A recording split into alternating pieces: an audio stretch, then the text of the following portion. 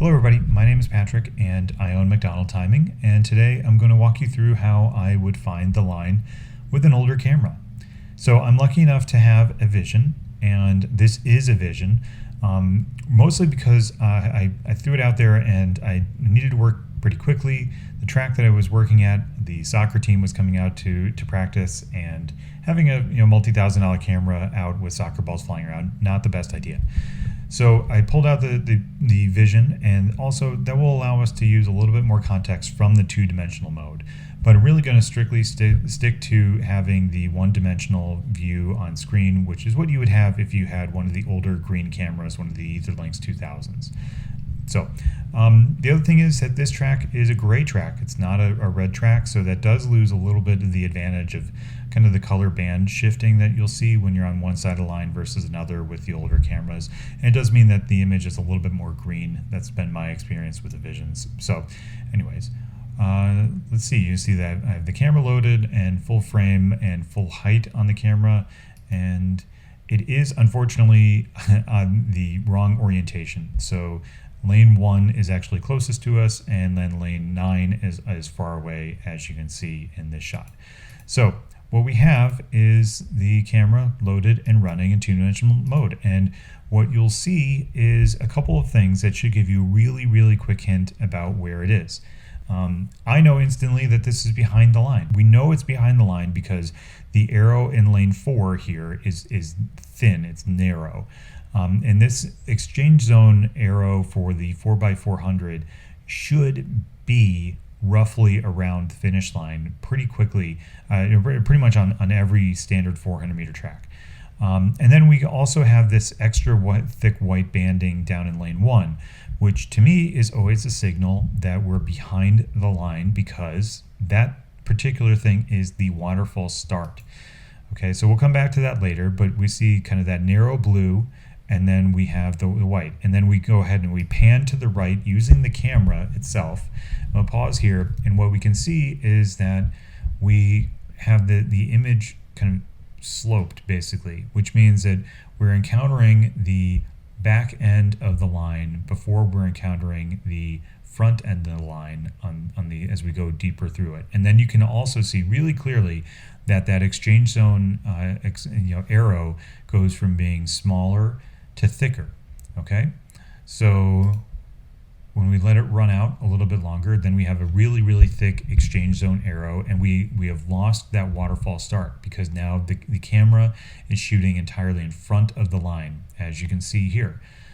So for the record, the green line right now on the screen is what the Vision will show you. That is in front of the line to me. That is still competition area. So when I say behind the line, I mean the area directly behind the line on the left-hand side in this particular image. And again, please kindly ignore the incorrect lane numbers on there.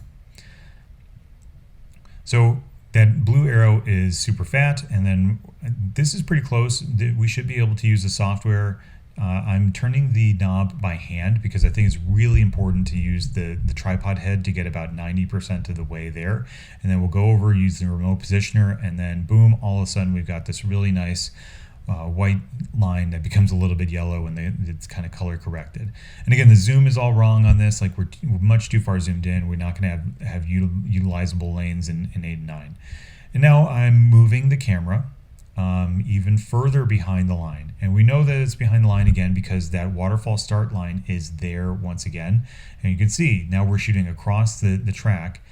Lanes 4, 5, and 6 have that white part of the line, and then we are coming back to the left, and again we can see the skinniness of that exchange zone arrow, and actually we can see the acceleration zone for the 4x2 up in lane 7 is providing a little bit more color as well. And then of course the telling thing is that we have that waterfall start line.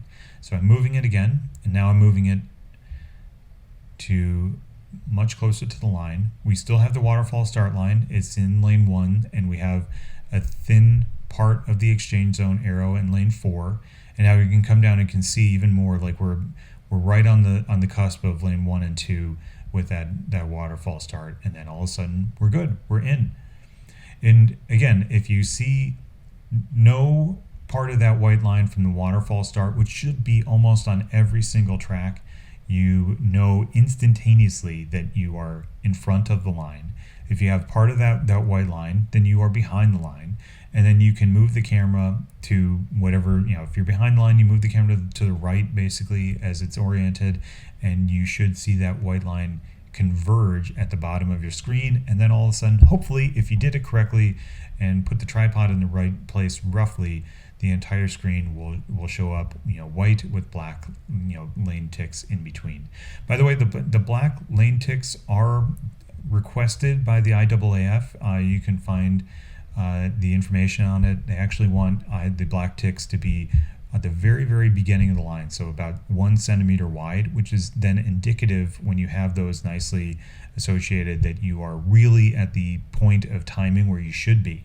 A lot of high school tracks do not have those intersections painted black. So I often will arrive and put down some black either gaffer tape or duct tape to make sure that those lines are a little bit more noticeable on screen, on camera. Just keep in mind, I've seen this done many, many ways, but again, the rules state that those black marks must be indicative that you're at the finish line. So they should not be before the line, and they should not be after the line either. Those black marks need to be on the intersection exactly of the finish line versus the lane lines. And that's one way to really help increase your timing speed too when you're trying to evaluate the image. Anyway, hope that helps. And please, if you like the video, consider subscribing, and we'll see you next time. Thank you.